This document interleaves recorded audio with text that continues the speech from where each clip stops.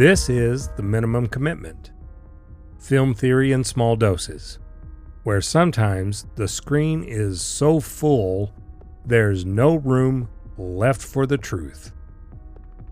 I'm Don Lawler, film scholar, sound obsessive, and someone who walked out of the Rise of Skywalker wondering if I'd just watched a movie or a memory of a movie. Let's get into it.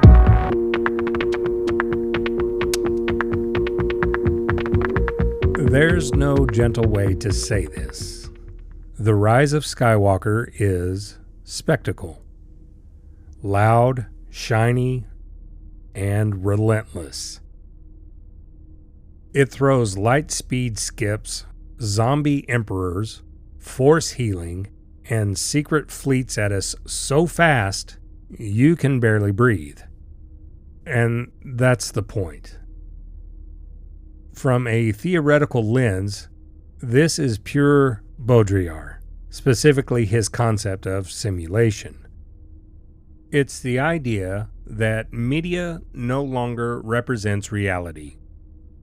It replaces it. In this film, nothing feels real. No death, no legacy, not even finality. Everything is effect. Everything is surface. Palpatine returns, not because it makes sense, but because he's familiar. He represents evil. He's a shortcut to the stakes. This isn't storytelling, it's hyper-reality. A copy of a copy, untethered from the truth. The same goes for Rey. She's not just Rey, now she's a Palpatine, and then a Skywalker, because legacy is more powerful than character. Identity becomes simulation, something retrofitted to provoke a reaction. The final shot of the film is Rey on Tatooine, putting lightsabers in the ground and taking a name. It looks like closure, but what is closing? We don't mourn Luke. We don't question Leia. We don't feel the weight of what came before. It's all image, sunset, silence, iconography.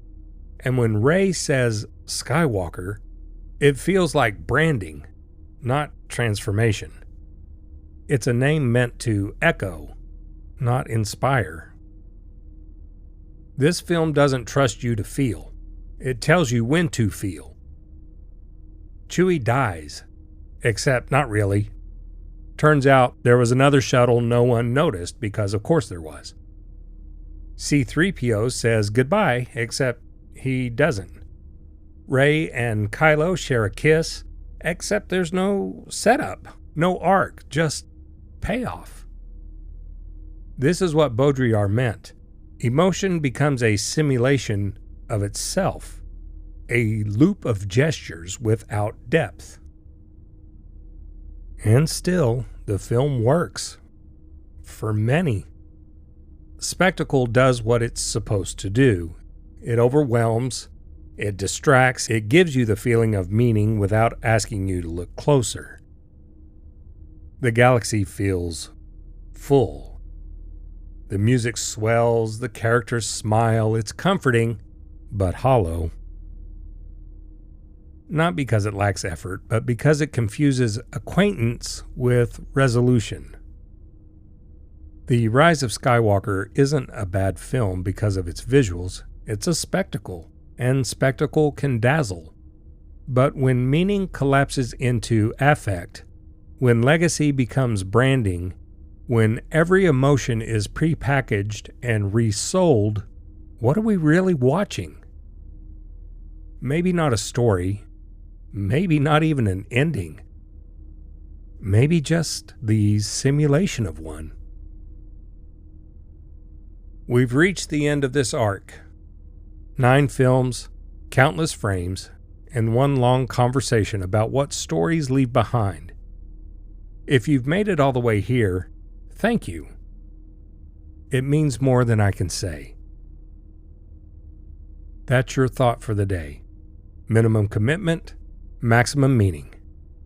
See you next time, and may the Force be with you.